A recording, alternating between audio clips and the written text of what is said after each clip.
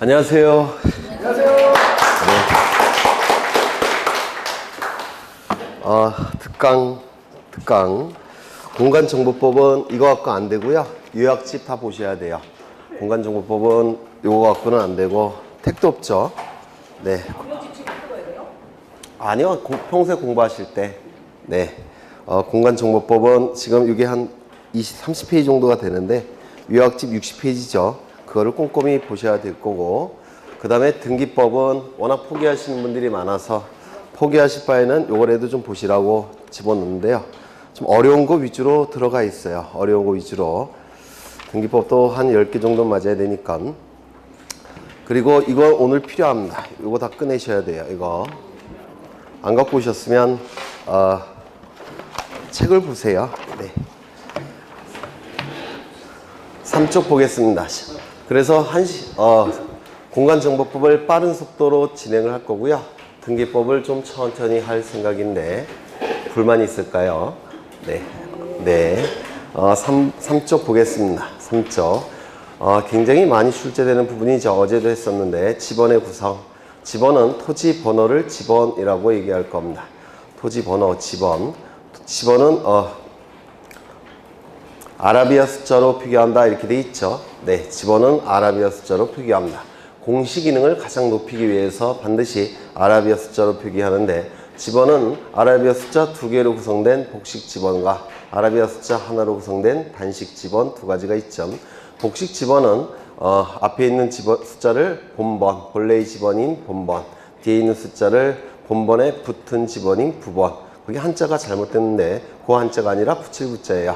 그래서 앞에 있는 숫자를 본래의 지번이라고 해서 본번, 뒤에 있는 숫자를 본번에 붙은 지번이라고 해서 부번, 이렇게 얘기를 할 겁니다.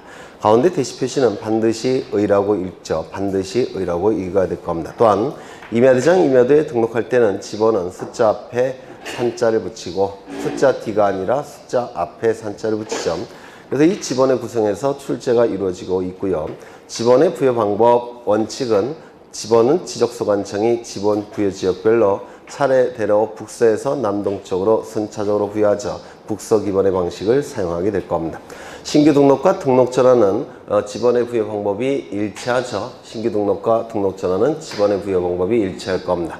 원칙은 뭐죠? 지번의 연속성을 위해서 인접토지의 본번에 부번을 붙여서 지번을 부여하죠. 인접토지 본번에 부번을 붙여서 지번을 부여할 겁니다. 다만 예외적으로 세 가지 경우에는 그 지번 부여 지역의 최종 본번의 다음 순번으로 본번을 부여하게 될 겁니다. 이 최종 본번의 다음 순번으로 본번으로 부여하는 세 가지 경우. 첫 번째, 최종 지번 토지에 인접한 경우. 두 번째, 멀리 떨어진 경우. 세 번째, 뭐였죠? 여러 필지인 경우. 이 세 가지 경우에는 그 지번 부여 지역의 최종 본번의 다음 순번으로 본번을 부여할 겁니다. 분할의 경우 한 필지는 분할 전 지번을 부여하고 나머지는 본번의 최종 부번의 다음 순번으로 부번을 부여하죠. 다만 건축물이 있는 경우에는 건축물이 있는 토지에 분할 전 지번을 부여하고 나머지는 본번의 최종 부번의 다음 순번으로 부번을 부여할 겁니다.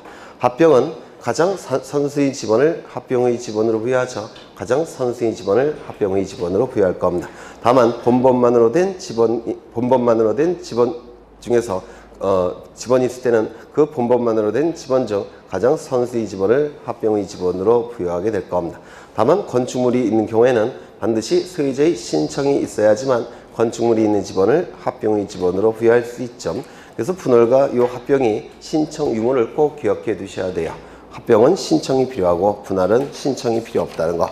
넘겨보시면 지적 확정 측량 시시 지역의 각 필지에 지번을 부여하는 방법. 이걸 워낙 어려우니까 다시 한번 설명을 하겠습니다.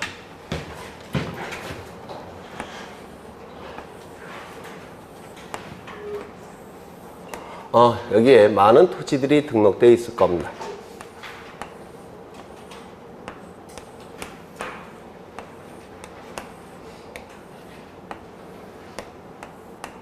이렇게 등록되어 있을 겁니다. 이렇게. 그런데 이 지역 일부에 도시개발 사업이 시행이 되더라는 겁니다.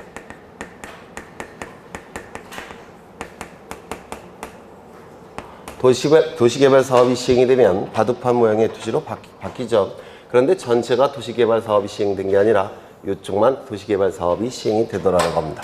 여기 지번이 있을 텐데 100번, 100의 1번, 100의 2번, 100의 3번, 그 다음에 100의 4번, 그 다음에 100의 5번, 그 다음에 101, 102, 103, 104, 105, 106, 107, 108, 109, 110, 111. 그런데 이 지역만 도시개발 사업이 시행이 되더라는 겁니다. 그렇다면 토지가 바둑판 모양으로 바뀔 겁니다.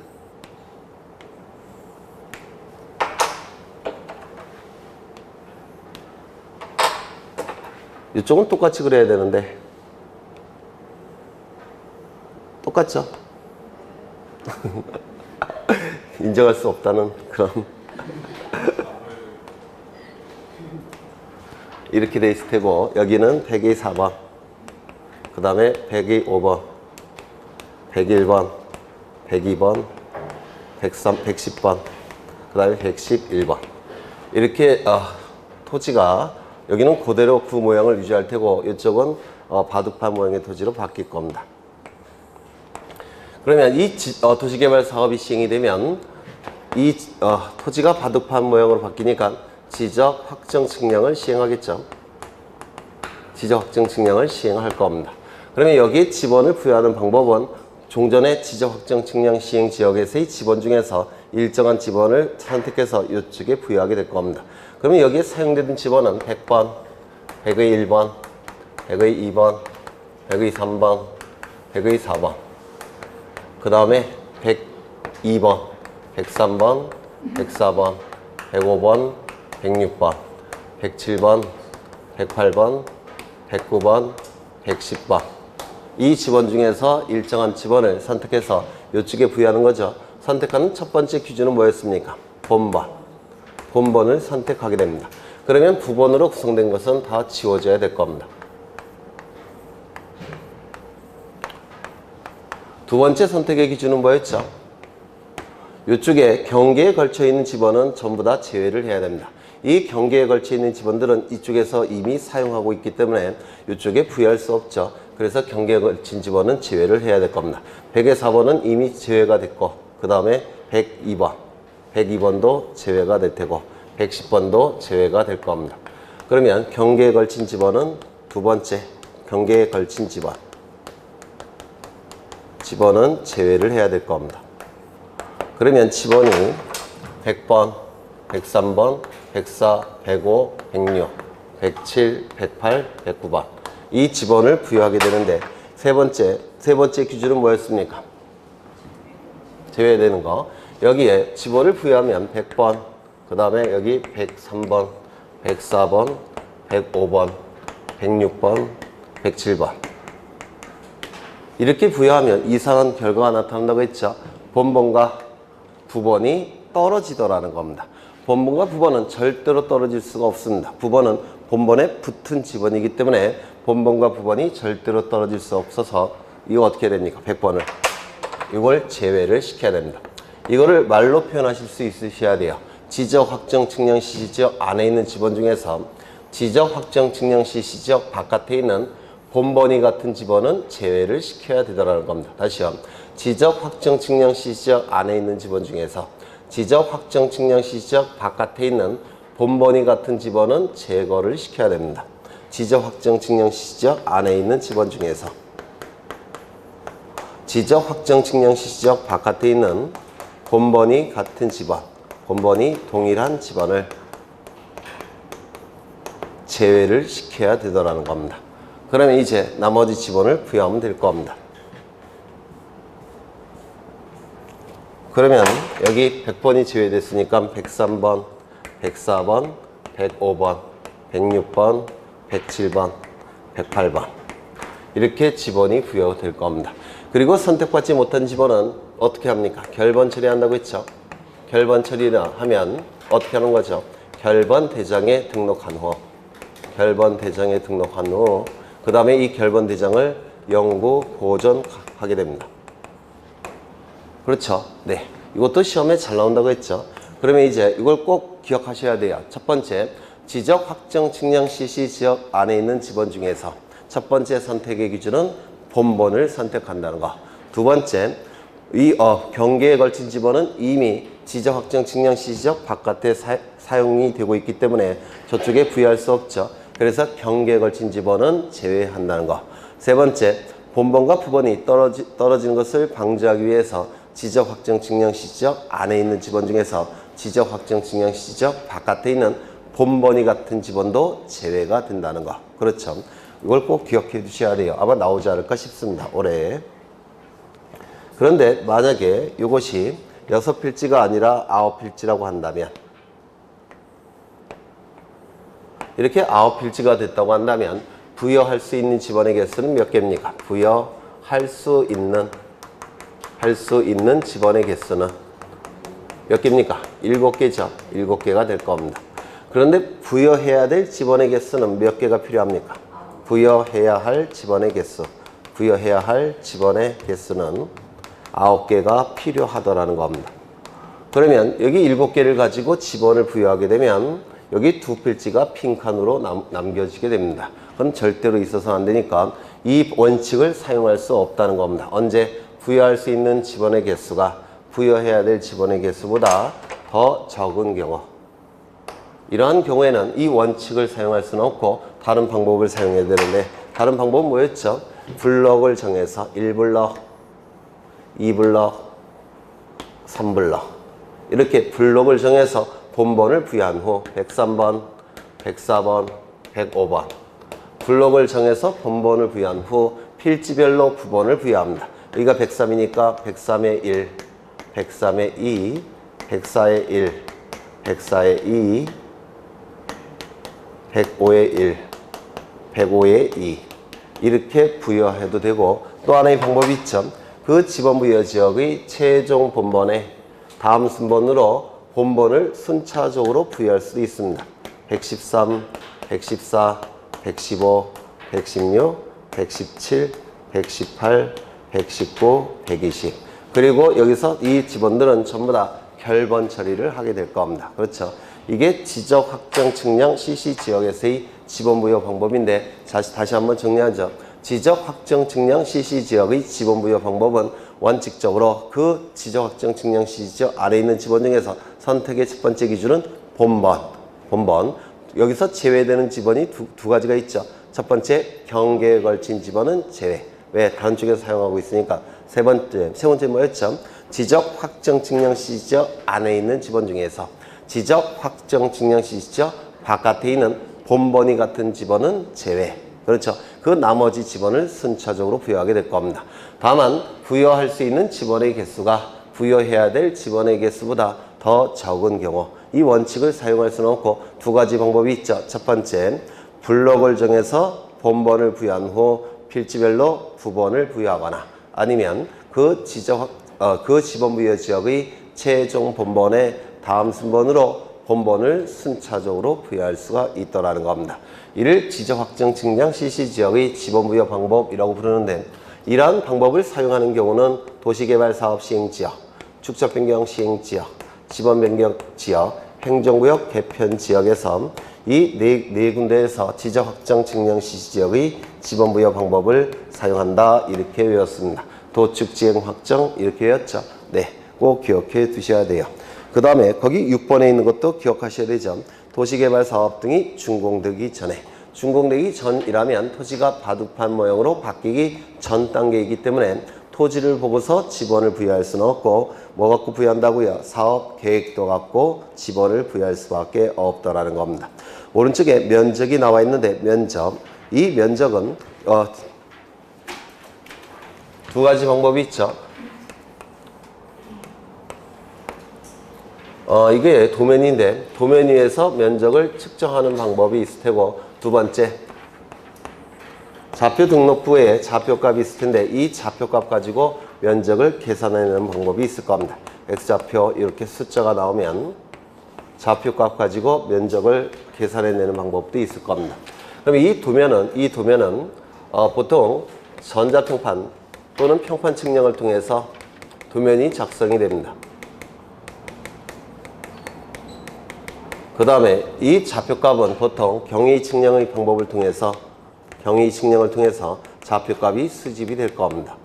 그러면 이 도면 위에서 면적을 측정하는 방법이 뭐죠? 전자 면적 측정기라는 기구를 사용해서 면적을 측정할 테고, 여기서는요 좌표값을 가지고 컴퓨터에 입력해서 면적을 계산해내는 방법이 있을 겁니다. 이렇게 두 가지 방법을 통해서 면적을 측정한다 이렇게 얘기하죠. 이것도 출제된 적이 있습니다. 그렇죠. 그래서 이 면적이라는 것은 도면 위에서 면적을 측정해내기 때문에 도면상의 면적, 수평 면적을 얘기한다고 했습니다. 지표상의 면적, 경사 면적이 될 수 없고 도면상의 면적, 수평 면적을 의미한다고 했죠. 면적 측정의 대상이 시험에 잘 나오는데 면적 측정을 하는 경우 이렇게 여기 도면을 그린다든지 또는 좌표 등록부를 작성한다면 면적을 측정해야 되겠죠. 또한 이 경계가 바뀐다면, 이렇게 바뀐다면, 좌표값이 바뀌게 된다면 이때도 면적을 측정해내야 될 겁니다. 그래서 이런 건 외우는 게 아니라고 했죠. 첫 번째, 지적 공부의 복구. 지적 공부가 멸실이 됐다는 겁니다. 대장도 없어지고 도면도 없어졌다는 겁니다. 그러면 없어졌다면 다시 작성해야 되겠죠. 다시 작성해서 면적도 다시 구해서 대장에 등록을 해야 될 겁니다. 그래서 지적 공부의 복구는 면적 측정이 필요합니다. 신규 등록, 지적 공부에 맨 처음에 등록하는 거죠. 당연히 면적을 구해서 대장에 등록을 해야 될 겁니다. 등록 전환, 임야대장, 임야도에 등록된 토지를 토지대장 지적도에 옮겨서 등록하는 것을 등록전환이라고 얘기하죠. 이때 이 임야대장, 임야도는 보통 축척이 6,000분의 1이죠. 그런데 지적도는 보통 축척이 600분의 1이에요. 그래서 면적 경계좌표가 훨씬 정밀하게 수집이 돼서 토지대장 지적도에 등록이 돼야 되겠죠. 따라서 측량이 필요하고 또한 측정도 필요하게 될 겁니다. 그래서 면적 측정이 필요할 테고, 그 다음에 분할, 가운데 경계가 그려지죠. 면적이 줄어들 테니까 면적 측정이 필요할 겁니다. 축척 변경, 소축척이 지적도에서 대축척이 지적도로 바뀌고 있기 때문에 면적 경계좌표값이 훨씬 정밀하게 구해져서 토지대장 지적도에 등록이 돼야 되겠죠. 그래서 면적 측정이 필요하다라고 얘기합니다.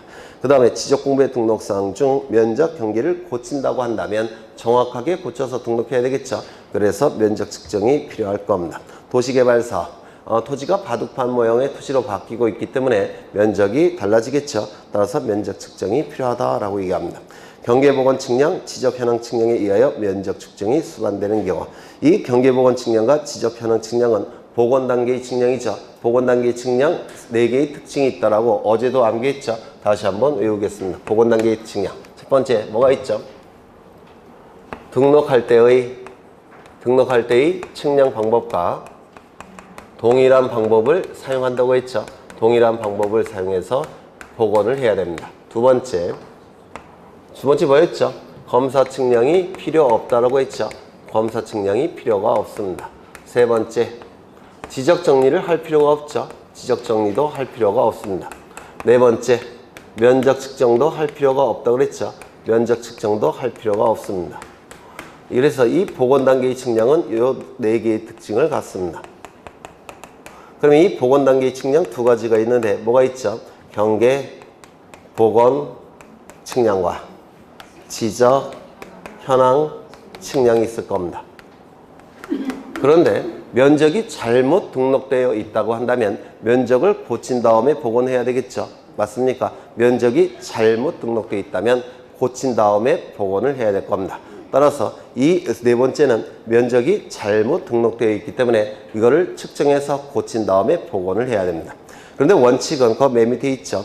경계보건 측량, 지적 현황 측량은 필지마다 면적을 측정하지 아니한다. 이게 원칙입니다. 이게 그 다음에 면적 측정을 필요로 하지 않는 경우 1번 토지 경계의 위치 정정 측량의 경우. 여기는 도면인데 두 필지 토지가 등록되어 있습니다. 여기는 100번지, 여기는 101번지. 그 다음에 여기에 대장이 존재할 겁니다.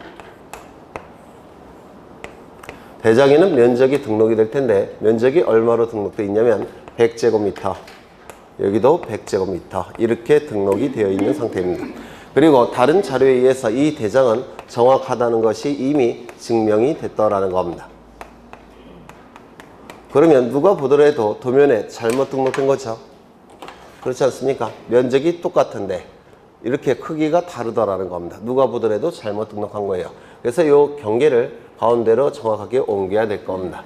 경계를 그릴 때는 무조건 측량이 필요하다고 했죠. 그렇죠. 이때 하는 측량을 경계의 위치만 정정하는 측량이라고 해서 경계의 위치 정정 측량이라고 부를 겁니다. 이때 면적을 측정할 필요가 있습니까? 면적 측정이 필요가 없죠. 그렇죠.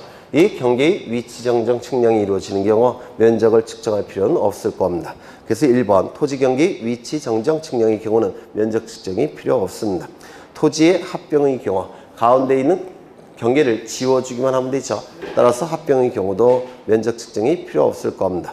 그 다음에 지목 변경, 면적 경계 좌표와 전혀 관련이 없는 정보가 바뀐 거죠. 면적 측정이 필요 없을 겁니다.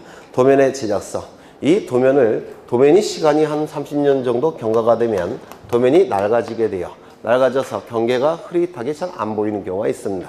그렇다면 도면을 다시 작성해야 되는데 도면을 다시 작성하는 방법은 원도라는 도면이 있습니다.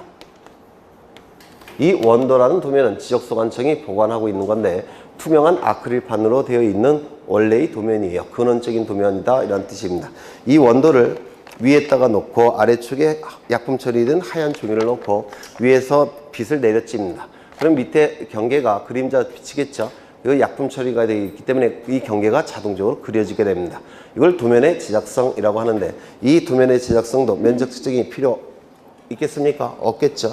그래서 이런 건 뭐 외우면 좋겠지만 안 외우셔도 충분히 이건 푸실 수가 있는 내용이 될 겁니다. 개념을 잘 알고 계시면 그 다음에 지상경계 결정이 나와 있는데 지상경계 결정 항상 출제가 되는 거죠. 지상경계를 새로 결정할 때 첫 번째 인접하는 토지 간의 높낮이 차이가 없을 때는 어디가 경계가 된다고요? 중앙. 인접하는 토지 간의 높낮이 차이가 있을 때는 어디가 경계라고요? 하단부. 무너지지 않는 하단부라고 했죠. 그 다음에 절토된 토지가 있을 때는 어디라고요? 상단부. 그리고 이 세 가지 경우에는 구조물의 소유권에 따라 경계가 결정되는 경우도 있다라고 했죠. 기억나십니까? 그렇죠. 그 다음에 네 번째, 해면이나 수면에 접하는 경우에는 최대만주의, 최대만수의, 그리고 제왕 등을 토지에 편입하여 등록할 때는 바깥쪽 어깨. 이런 건 뭐 매번 출제가 되는 것들이죠. 그 다음에 분할에 따른 지상경계의 결정이라고 했는데 지상 건축물을 원칙적으로 걸리게끔 결정해서는 아니 되죠. 원칙은 지상 건축물을 걸리게끔 결정해서는 안 될 겁니다. 토지가 이렇게 존재하는데 여기에 지상 건축물이 이렇게 있다는 겁니다. 이 토지를 분할을 하고자 하는데 이렇게 지상 건축물을 걸리게끔 결정할 수는 없다는 겁니다. 그래서 원칙적으로 경계가 결정이 될 때는 지상 건축물을 걸리지 않게끔 결정을 해야 됩니다. 그런데 예외적으로 지상 건축물을 걸리게끔 경계가 결정될 수 있는 경우도 네 가지가 있다고 그랬죠. 네 가지 반드시 암기하셔야 돼요. 첫 번째 뭐였죠? 공공사업. 공공사업. 공공사업이라는 단어가 나오면 반드시 뒤따르는 지목이 있었죠. 절, 제, 전, 구, 유, 수, 하, 도. 그렇죠. 두 번째는 뭐가 있었죠? 법원의 확정 판결이 있었죠. 법원의 확정 판결. 세 번째는 뭐가 있죠? 도시개발사업. 네 번째는 도시군 관리계획서. 도시군 관리계획서. 네 가지를 반드시 외우셔야 돼요. 첫 번째 법원의 확정 판결, 두 번째 공공사업, 세 번째 도시개발사업, 네 번째 도시군 관리계획서. 그렇죠. 그 다음에 이 3번도 출제가 될 가능성이 있어서 제가 집어넣은 건데요.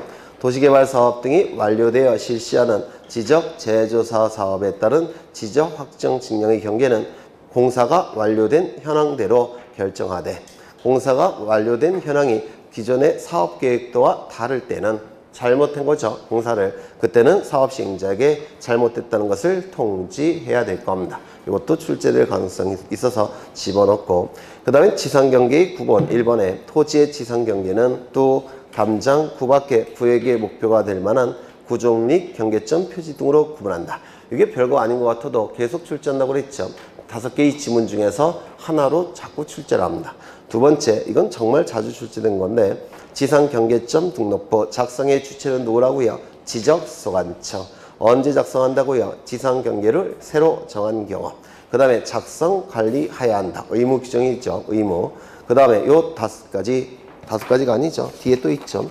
꼭 외워두셔야 돼요. 먼저 소재와 지번은 이 지상 경계점 등록부가 어느 행정구역의 몇 번지 토지에 대한 지상 경계점 등록부인지를 표시해야 되기 때문에 소재와 지번은 반드시 기록해야 되고, 경계점 좌표 등록부 시행 지역에서는 좌표값이 존재하죠. 좌표값은 경계점과 관련된 가장 중요한 정보이기 때문에 좌표값이 있을 때는 좌표값도 등록을 해야 될 겁니다. 이 경계점 좌표 등록부 시행 지역은 두 군데죠. 첫 번째 뭐죠? 지적, 확정, 측량, 시시지역. 두 번째는요, 축척, 변경, 측량, 시시지역. 이 지역에서는 지상 경계점 좌표 등록부가 존재하기 때문에 이때는 좌표값도 등록이 되어야 될 겁니다. 그 다음에 네 번째부터는 두 문자 따서 외우시라고 했죠.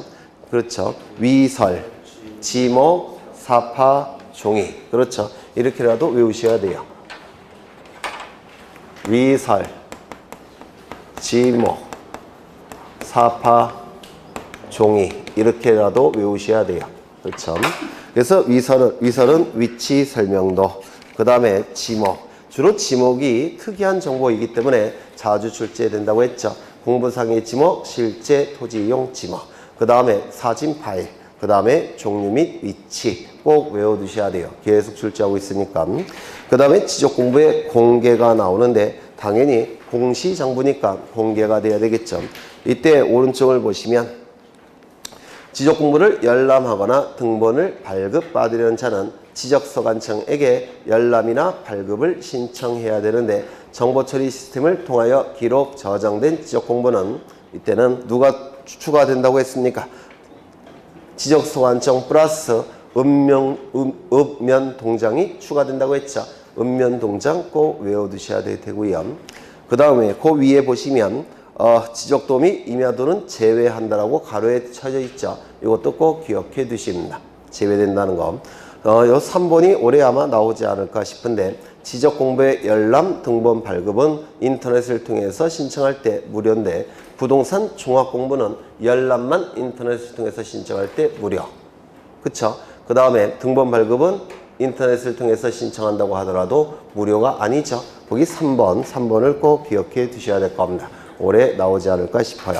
그 다음에 거기 지적 전산 자료의 이용, 이것도 올해 출제가 될 것 같은데, 지적 전산 자료를 활용하려는 자는 다음의 구분에 따라서 국토교통부 장관, 시도지사, 지적소관청에게 신청하는데, 전국 단위로 간다면 당연히 국토교통부 장관이겠죠. 플러스 아래 행정기관이니까 시도지사, 지적소관청 포함이 될 테고, 시도 단위라고 한다면 당연히 시도지사가 되겠죠.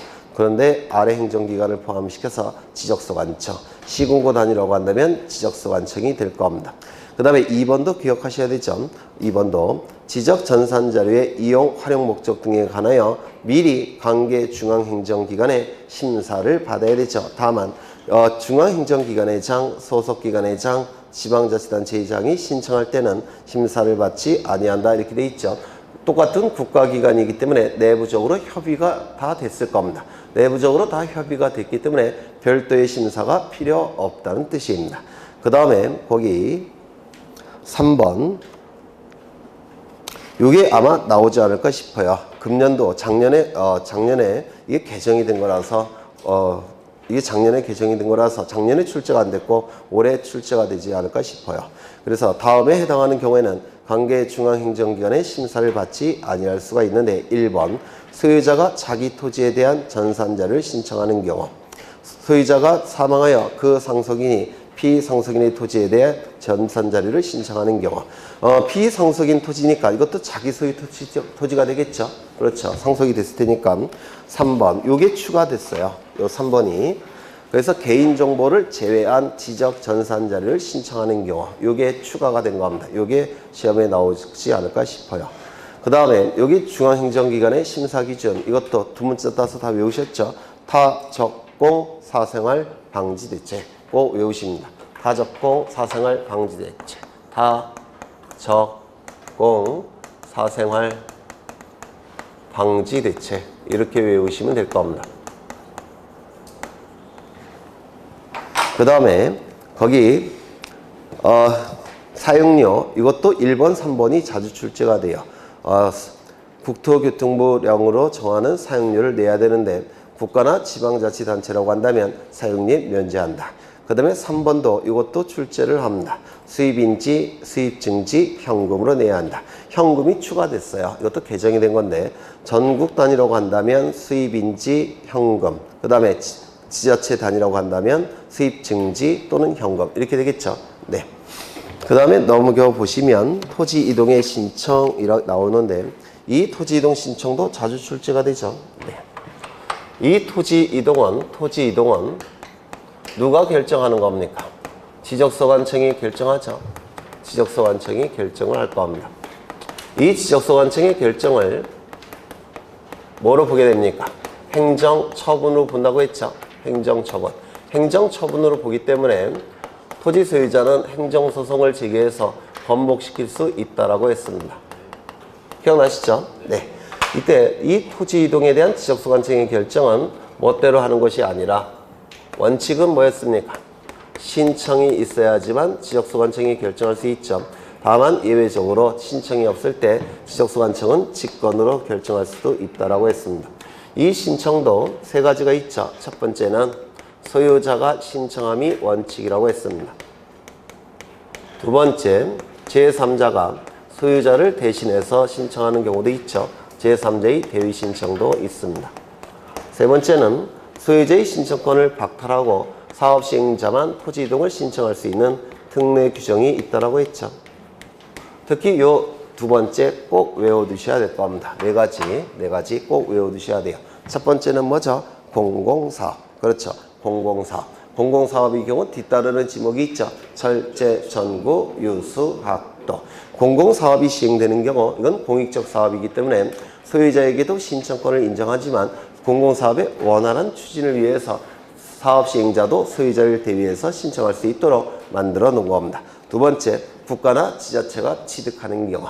국가나 지자체는 단체죠. 따라서 팔다리 역할을 하는 대표기관이 대신 신청할 수밖에 없습니다. 대표기관 누굽니까? 국가기관의 장, 지자체의 장이 될 겁니다. 세 번째, 뭐가 있죠? 주택법에 따른 공동주택의 부지가 되는 경우. 주택법에 따른 공동주택의 부지가 되는 경우. 이때 이 아파트 같은 걸 얘기하는 건데 아파트가 들어서 있다고 한다면 누굽니까? 관리인 또는 누굽니까? 사업시행자. 아니죠. 관리인이죠. 그럼 이 관리인은 구분 소유권자가 10명 이상일 때만 존재하죠. 10명 미만일 때는 관리인이 없어요. 따라서 관리인이 없는 경우는 별도의 대표자가 선임이 될 겁니다. 아파트가 들어서기 전 단계는 사업시행자겠죠. 아파트 건설 사업시행자가 대위 신청하게 될 겁니다. 그 다음에 마지막으로 채권자 대위 신청. 이 채권자는 채무자인 소유자를 대신해서 신청할 수가 있는데 물권자, 예를 들어서 지상권자나 전세권자는 채무자가 존재하지 않죠. 그렇죠. 따라서 물권자는 채무자인 소유자를 대위해서 신청할 수가 없게 돼요. 채무자가 없으니까. 그래서 이것도 출제가 된 적이 있는데 지상권자는 채무자인 소유자를 대위해서 신청할 수 있다. 이러면 틀린 증이 되는 겁니다. 채권자만 가능하다고 했습니다. 특례 규정. 대단히 공공성이 강한 이러한 도시개발 사업 같은 경우는 소유자의 신청권을 처음부터 박탈하고 사업 시행자만이 토지 이동을 신청할 수 있다고 했죠. 따라서 토지 소유자가 토지 이동을 원할 때는 직접 신청할 수는 없고 어떻게 한다고 했죠? 사업 시행자에게 요청할 수밖에 없다라고 했습니다. 그 다음에 이 직권에 의한 토지 이동도 꼭 기억하셔야 되죠. 순서까지 기억해 두셔야 돼요. 첫 번째는 뭐였죠? 토지 이동에 대한 현재 상황을 어떻게 조사할지 계획을 수립하죠. 토지 이동 현황 조사 계획. 그렇죠. 그래서 토지 이용으로 자꾸 출제한다고 했죠. 토지 이용이 아니라 토지 이동 현황 조사 계획을 수립합니다. 계획이 수립됐다면 수립한 계획에 따라서 현장에 가서 조사를 하겠죠. 조사를 하게 되면 각종 정보가 수집이 될 텐데 이 수집된 정보를 토지 이동 조사부라는 장부에 적게 되죠. 그럼 이 토지 이동 조사부라는 장부를 가지고 청사로 돌아와서 중요한 정보도 추려내고 계산할 거 계산해서 토지 이동 조서라는 서류를 작성했죠. 토지 이동 조서까지 작성이 되면 이제 지적 공부를 직권으로 정리할 수 있을 겁니다. 순서를 꼭 외워두셔야 돼요. 순서를 맨 처음에 뭐였죠? 토지 이동, 토지 이용이 아니라 토지 이동. 이걸 자꾸 장난친다고 했죠. 토지 이동 현황 조사 계획을 수립합니다. 그러니까 수립한 계획에 따라서 현장에 가서 토지 이동 조사를 하겠죠. 토지 이동 조사를 할 겁니다. 조사가 이루어지면 이 수집된 정보를 토지 이동 조사부라는 장부에 적는다고 했죠. 토지 이동 조사부에 적게 될 겁니다. 그러면 이 토지 이동 조사부를 가지고 이제 청사로 돌아와서 중요한 정보를 추려내고 계산할 거 계산해서 토지 이동 조서를 작성한다고 했습니다. 토지 이동 조서가 작성이 되면 이 조서를 토지 이동 정리 결의서에 첨부를 합니다. 토지 이동 정리 결의서에 첨부를 할 겁니다. 첨부가 됐으면 이제 지역소관청은 직권으로 토지 이동 정리를 할 겁니다. 요 순서를 반드시 외우셔야 돼요. 순서를 시간의 흐름에 따라서 진행되고 있기 때문에 암기하는 건 어렵지 않을 겁니다. 또한 수수료를 내야 되겠죠. 수수료. 조사 측량에 들어간 비용은 원래는 소유자가 부담해야 될 비용이기 때문에 소유자에게 징수해야 됩니다. 다만 바다가 된 토지의 지적 공부를 등록 말소할 경우에는 이때는 수수료를 납부하지 않는다고 했죠. 그 다음에 납부 기간 이것도 기억하셔야 되죠. 정리한 날로부터 30일 꼭 기억하십니다. 그 다음에 합병이 나오는데 합병 어제도 했죠.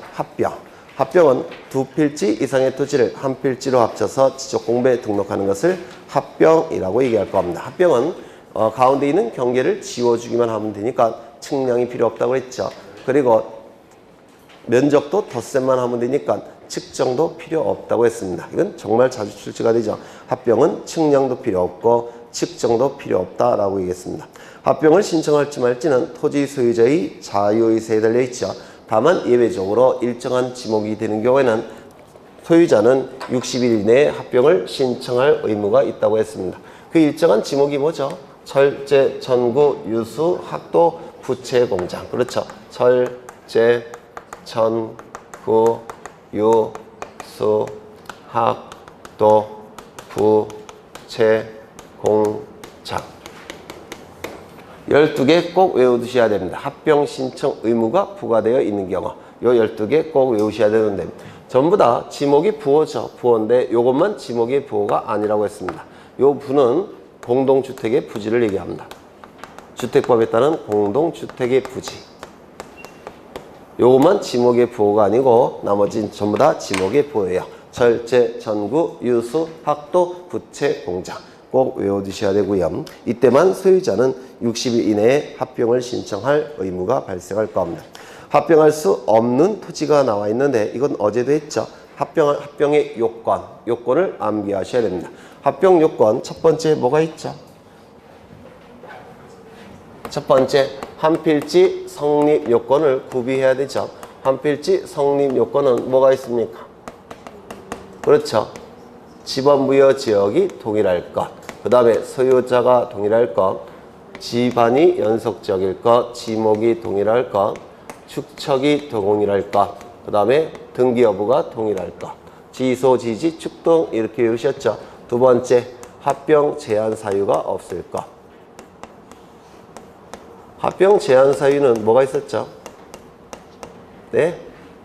어제도 했는데 저당권 합병 대상 토지 중 일부에 대해서 합병 대상 토지 중 일부에 대해서 저당권 등기가 되어 있다든지 소유권 이전에 가등기가 되어 있다든지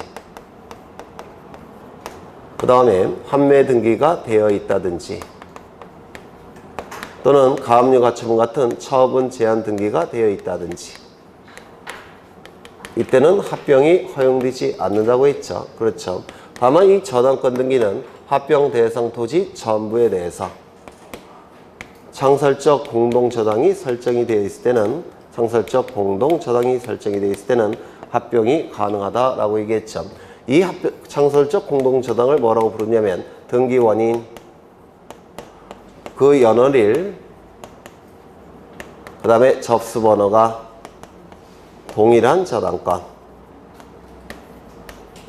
저당권을 창설적 공동저당이라고 불렀죠.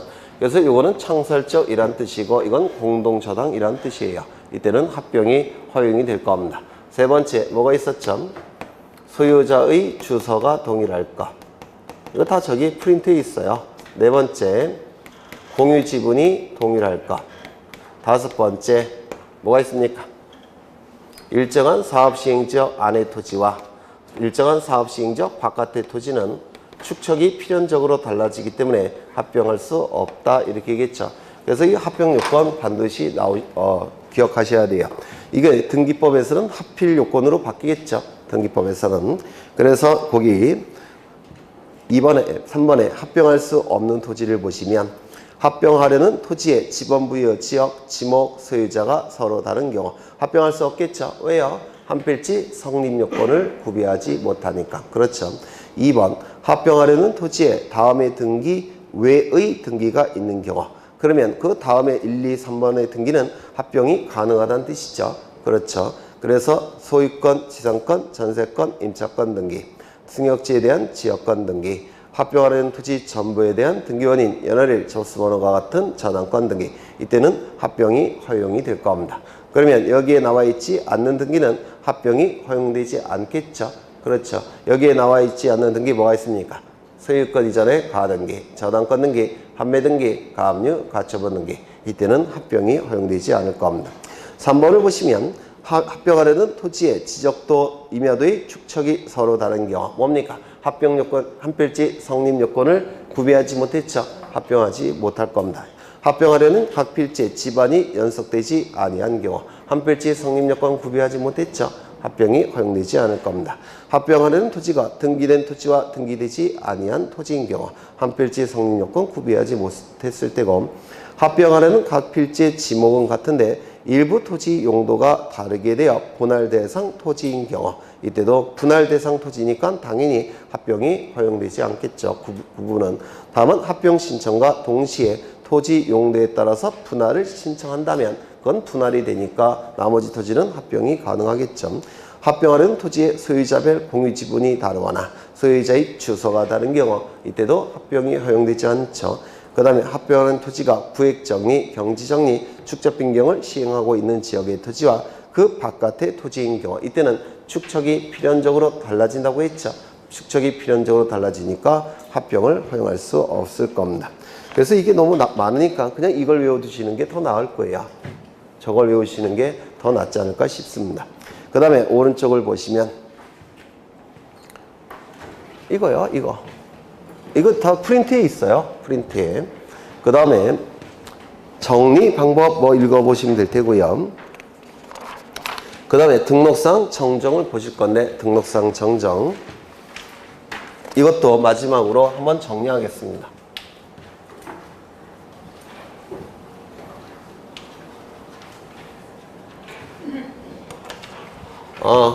여기 한 필지 토지가 있을 테고 이 토지에 관한 정보가 수집이 돼서 조사와 측량을 통해서 수집이 되겠죠. 이 수집이 돼서 지적공부에 등록이 될 겁니다. 지적공부에 토지 표시에 관한 정보와 소유자에 관한 정보가 등록이 될 테고 그리고 지적소관청에 의해서 관리가 이루어질 테고 궁극적으로는 주권자인 국민에게 그 정보는 공시까지 이루어지게 될 겁니다. 이를 지적제도라고 얘기했죠. 이때 이 등록이 이루어질 때 잘못 등록되는 경우가 있더라는 겁니다. 잘못 등록됐다면 고쳐야 되겠죠. 정정을 해야 될 겁니다. 이를 등록사항의 오류정정이라고 했습니다. 등록사항에 잘못된 내용을 정정하는 거. 너무 기니까 이걸 생략해서 등록사항 정정이라고 불렀죠. 이 등록상 정정은 원칙이 소유자의 신청이 있어야지만 정정이 가능합니다. 소유자의 신청이 없을 때는 정정할 수가 없습니다. 소유자의 신청이 있어야지만 지적소관청은 정정할 수가 있을 겁니다. 그런데 예외적으로 소유자의 신청이 없다고 하더라도 지적소관청이 직권으로 정정하는 경우도 있을 겁니다. 지적소관청이 직권으로 정정하는 경우도 있을 겁니다. 어느 경우에 이 예외에 해당된다고 했죠? 첫 번째, 명백한 자료가 있는 경우. 명백한 자료가 있다면 소유자의 신청이 없어도 직권으로 정정할 수 있죠. 두 번째, 어느 누구에게도 손해가 발생하지 않는 경우. 어느 누구에게도 손해가 발생하지 않는 경우 이때도 직권으로 정정할 수 있다고 했죠. 여기에 해당되는 게 우리 공간정보법에는 몇 가지가 들어가 있다고요? 10가지. 10가지가 여기에 해당이 된다고 했죠. 이때 소유자의 신청에 의해서 정정하는 것이 원칙인데 여기에 오류가 있다는 사실을, 잘못이 있다는 것을 보통 소유자가 알 수는 없다고 했죠. 따라서 이 소유자가 알 수 없기 때문에 신청이 힘듭니다. 따라서 이 지적소관청은 정정 사유를 소유자에게 어떻게 한다고 했습니까? 사전에 통지한다고 했죠. 정정 사유를 사전에 통지해야 됩니다. 통지해야만 됩니다. must. 이때는 통지할 필요가 있습니까? 직권을 할 수 있는데 통지할 필요가 없겠죠. 그래서 우리 공간정보법은 통지하지 아니할 수 있다라고 규정되어 있다고 했습니다. 그러면 이때는 사전에 정정 사유를 통지해야만 한다면 사후에는 통지할 필요가 있습니까? 없습니까? 사후에는 통지할 필요가 없다라고 했습니다. 이때는 어떻다고 했습니까? 통지하지 아니할 수도 있기 때문에 사후에는 어떻게 해야 된다고 했죠? 통지해야만 된다라고 했습니다. 그 다음에 원칙은 신청에 의해서 지적소관청이 정정하는 게 원칙인데 이 신청에 의해서 지적소관이 정정할 때 인접토지의 경계나 면적이 변경이 된다면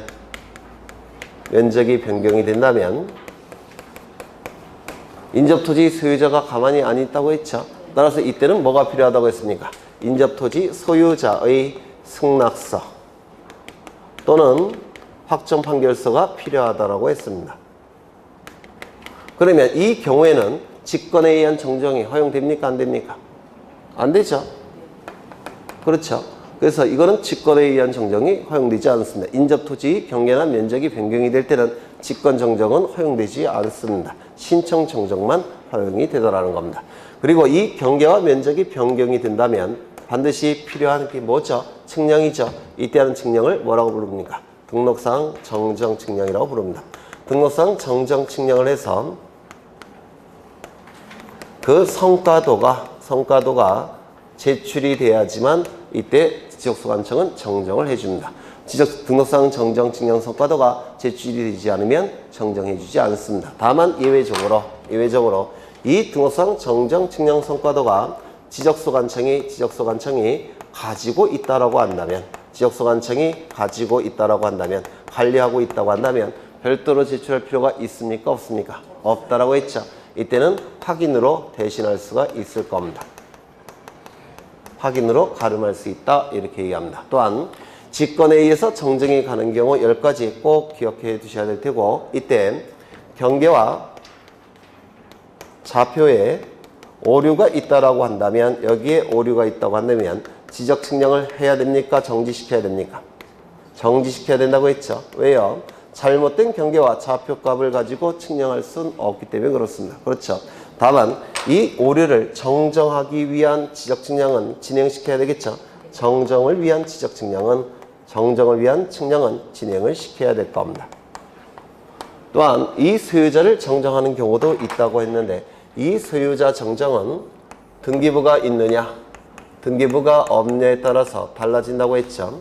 등기부가 있을 때는 이때는 원칙인 신청에 의한 정정도 허용되고 직권에 의한 정정도 허용이 될 겁니다. 왜? 명백한 자료 등기부가 있기 때문에. 그런데 등기부가 없을 때는 신청만 허용이 되고 직권은 허용되지 않는다고 했죠. 직권은 허용되지 않을 겁니다. 이때 신청도 일정한 제한을 받게 되는데 어떠한 제한을 받느냐면 가족관계 이 제한은 이름, 주민번호, 주소에 명백한 오류가 있는 경우에 한해서 가족관계 등록상 증명서가 첨부가 돼야지만 신청에 의한 정정도 허용된다고 했습니다. 기억나시죠? 네, 다 했던 거예요, 여러 번. 그래서 등록상 정정은 그 정도 보시면 될 텐데 17쪽을 보시면 거기 토지 표시의 정정 나와 있고요. 직권 정정 사유 9가지가 나와 있죠. 9가지. 공통점이 뭐라고요? 명백한 오류가 있는 경우. 두 번째, 어느 누구에게도 손해가 발생하지 않는 경우. 이 9가지에 하나가 추가되죠. 어디서 추가됩니까? 등록 전환에 있어서. 그렇죠. 등록 전환에 있어서 하나가 더 추가된다고 했습니다.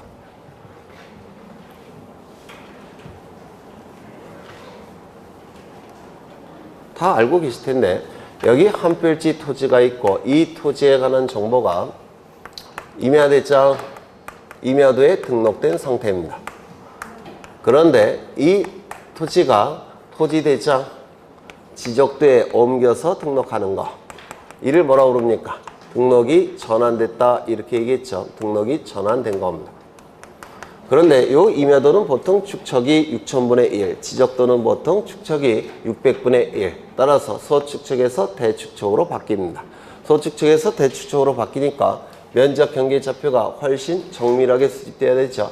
따라서 뭐가 필요합니까? 측량이 필요하죠. 이때 하는 측량을 등록 전환 측량이라고 부를 겁니다.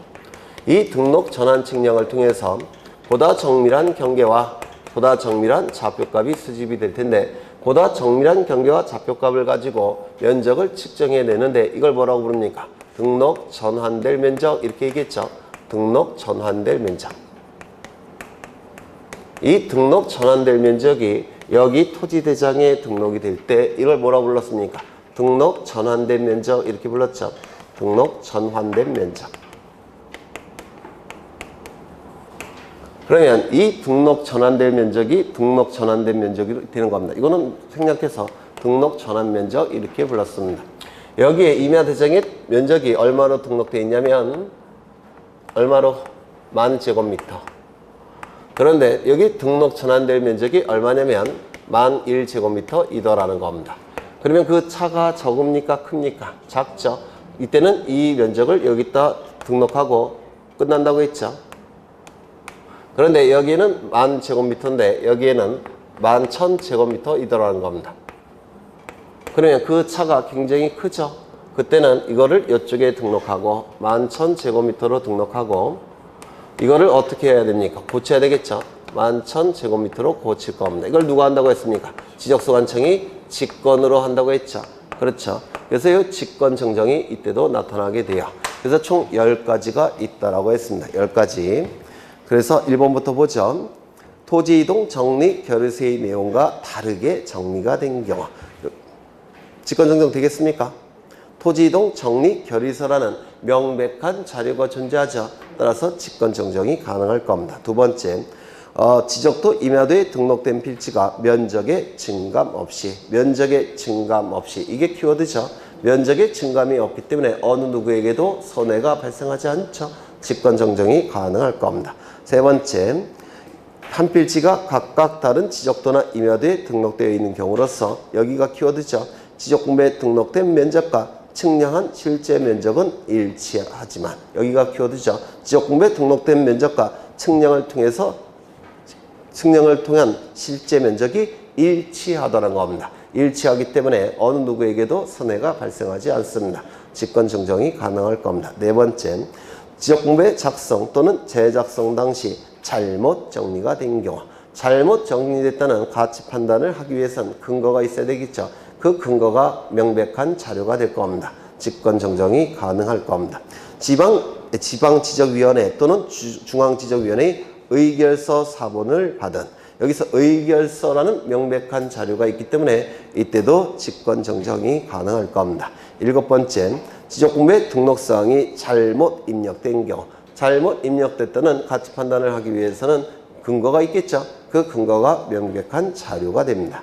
그 다음에 8번, 토지 하필 등기의 제한에 위반하여 등기 신청을 각하하였을 때 등기관은 지체 없이 그 사유를 지적소관청에게 통지하는데 하필 요건을 구비하지 못했다면 등기소에서는 지적소관청에게 각하한 다음에 통지해야 되겠죠. 하필 요건을 무효화시키고 통지할 겁니다. 니네도 무효화하라고.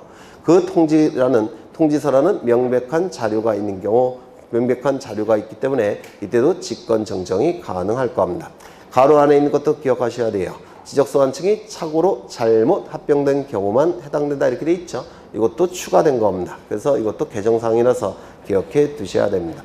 그 다음에 3번, 9번, 면적 환산이 잘못된 경우, 잘못됐다는 가치 판단을 하기 위해서는 근거가 있겠죠. 이때도 직권 정정이 가능할 겁니다.